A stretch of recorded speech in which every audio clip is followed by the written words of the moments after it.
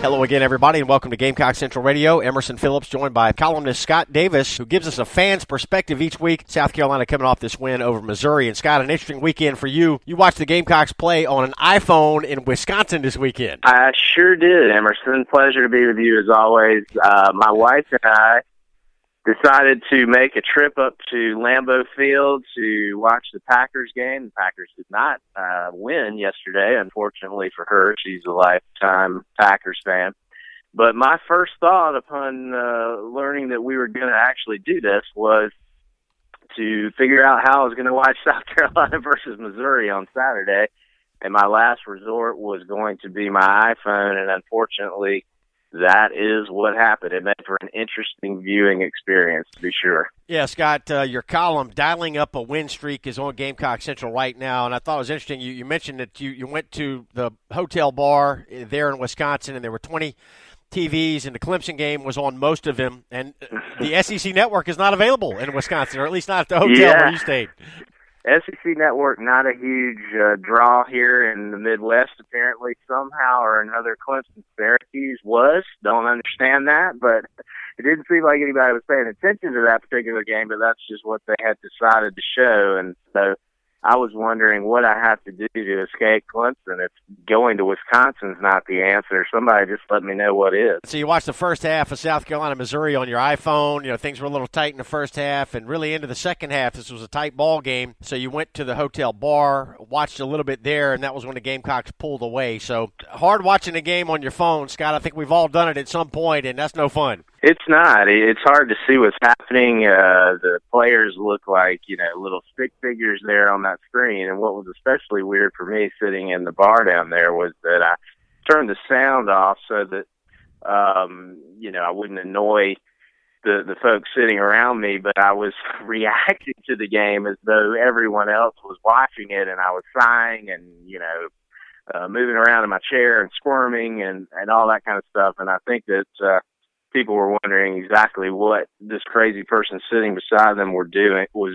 But that's just the way it is when you watch South Carolina football, at least for me. But I was pleased, really, with the way they finished that game. They that game had just been a back-and-forth affair for most of the first three quarters, and last couple seasons we've seen South Carolina kind of wilt a little bit down the stretch at the end of games. And this game was really just kind of a thorough, workmanlike, professional effort. They just finished when it was time to do so and ended up winning by 10 points in a game that didn't get quite as nerve-wracking as it seemed like it was going to. Emerson Phillips with Scott Davis here on Gamecock Central Radio. We invite you to download the Gamecock Central Radio app. We're on the App Store and on Google Play. To subscribe to the podcast, search for Gamecock Central Radio on iTunes, SoundCloud, and other popular services, or visit radio.GamecockCentral.com. Scott, Andre Ware called the game for the SEC Network. He was the color commentator this weekend, and he has become a big fan of Gamecock football. He says good things about the Gamecocks, and he likes eating at California Dreamin' too. He sure does. Talked about California Dreamin' quite a bit throughout the broadcast. He did the same a couple of weeks ago when he had the South Carolina UMass game, and he loves Jake Bentley. He lavished praise upon him for the entire game. Really likes the way the young quarterback is looking right now, likes his decision-making, his leadership abilities, and he really likes Will Muschamp a lot, too. He talked about the fact that sitting down with him on Fridays before a game, that Muschamp and his staff are always among his favorite of all SEC coaches, if not his favorite, to talk to. And so it was fun to listen to him. I've talked before in my column a couple of times, actually, about how much I enjoy his analysis, and Saturday he really had a love fest in general with the South Carolina program, so he only solidified himself as one of my favorite analysts the other day, and it was good to have him back on the broadcast. All right, Andre Ware bringing us the game balls this week. The Andre Ware really, really likes Jake Bentley. Game balls of the week, and Jake Bentley gets one himself. Yeah, he played, his best game thus far. Played very well, obviously, against Tennessee and against UMass as well, but particularly in that UMass game, the game plan just didn't give us much of an opportunity to see what he was capable of. You could tell the coaches really wanted to protect him, limit him from making mistakes, throwing interceptions, and getting hurt. And in that game, there were just a lot of screens and handoffs. And in this game, he really made some great throws. The game plan was still to run the ball and first, second, and third. But when he needed to make throws, he did. His touchdown passes were things of beauty if you've been watching Gamecock football the last couple of seasons. And I thought one of his best throws of the day was one to Casey Crosby in the end zone that should have been called a touchdown but was ruled out of bounds. That was just a throw that for a kid who just turned 19 was really impressive to see. Scott, I watched the game live and also DVR'd it and watched it again yesterday, and Bentley really does make some nice throws in this ball game. He's just got some innate ability that we're starting to see more and more each week. He was 22 of 28 passing, and he just seems to be getting better every week, Scott. Yeah, I have a lot of confidence in him going forward. I mentioned in the column, I think most Gamecock fans now, if there was any question that he's our guy for the future, I think it's been put to rest. He is going to make mistakes.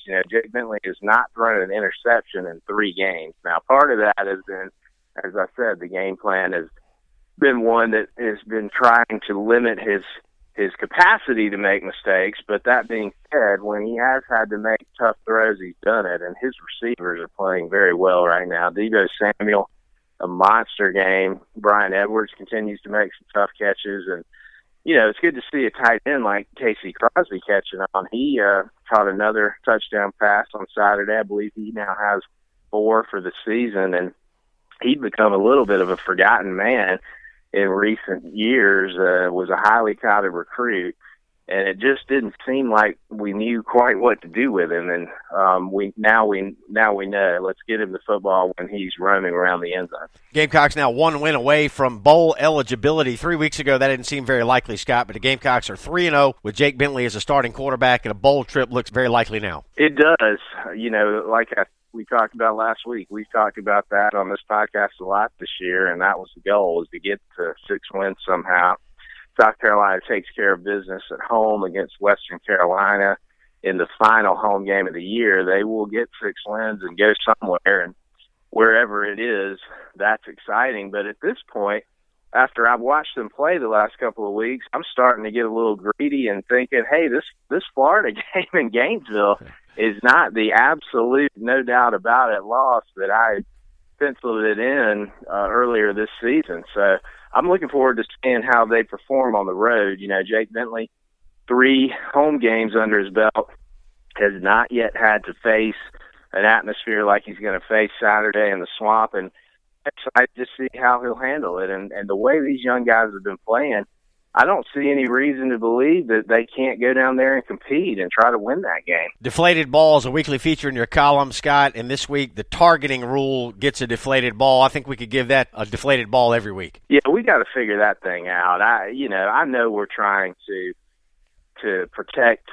players out there. I know head injuries are a huge concern, but this thing where we're kicking guys out for an entire game, I just don't get it. I mean, there's no real evidence to support the intent of targeting on just about any of these calls. I guess you could say the one that was called against Chris Lamons was fairly cut and dried.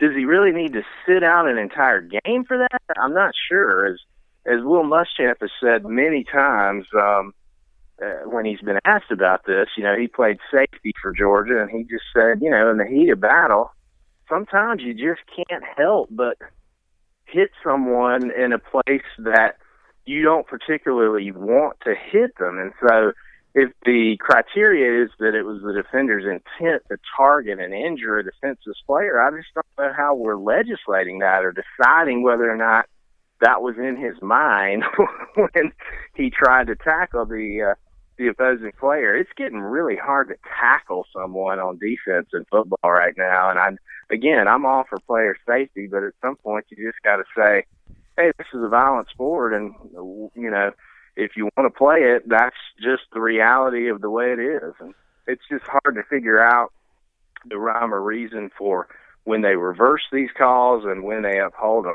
I don't understand it. Yeah, I think everybody supports player safety, and everybody wants to, reduce head injuries, and they want to protect defenseless receivers, and I think everybody supports that. But the way the targeting rule is being implemented really raises questions each week. The defensive player's intent in many cases has nothing to do with the targeting call, so you have to wonder if college football will revisit this rule at some point, maybe during the offseason. Scott, South Carolina and Florida coming up Saturday in the Swamp, noon kickoff, and Florida opened as a 15-point favorite despite the fact that they got taken to the woodshed by Arkansas. And I think this is a game, like you said, that most folks had penciled in as a Florida win all season long, but now with the Gamecocks showing some life and a 3-game win streak, the Gamecocks may have a fighting chance in Gainesville Saturday afternoon. Absolutely. There's no reason to believe that they don't, and I think that they can go down there and compete. I think winning certainly is going to be a tall order. Florida's defense, even though they gave up some yards to Arkansas on Saturday, still probably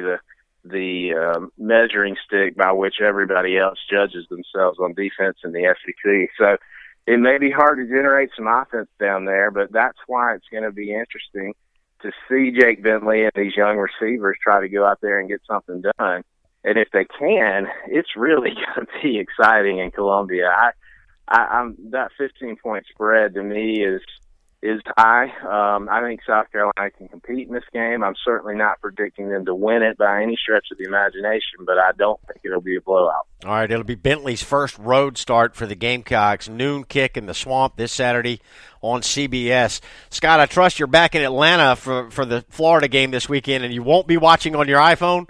I am looking forward to a widescreen television this Saturday, Emerson. It's going to be fun to actually see what's happening in the game and to be able to act like an idiot like I always do without being worried about whether those sitting near me are concerned about my insane behavior. Scott, you got yourself a keeper, man. Your wife says, let's go to Lambeau Field and see the Packers play. You know you got yourself a keeper. Absolutely. You got to love her. It was her idea to come up and see the Packers in Lambeau. If you haven't been, I would recommend, if you're a football fan, you got to do it. There's only a handful of stadiums in this country left that still mean something, like Fenway Park or Wrigley Field. And for football, Lambeau Field is that place. It's a spectacular scene. I've been to NFL games in several different cities, and it's the only place that feels like college football to me. The tailgating scene's phenomenal. So just a quick word for all of you: if you love football, try to get to Lambeau at some point. Yeah, I've been to a game at Lambeau. I went New Year's Eve, 2001. The Packers beat the Vikings on December the 31st, and the Fox River was frozen over there in Green Bay. Lambeau Field's a special place. Scott, sounds like you had a great trip. Thanks for your time this week. Absolutely. Talk to you next week. All right, he's Scott Davis. I'm Emerson Phillips. You can check out Scott's column on Gamecock Central right now. The Gamecocks with a win over Missouri, and Scott's column with the headline, Dialing Up a Win Streak. Scott Davis with us every week here on Gamecock Central Radio. And I'm Emerson Phillips. Thanks for being with us.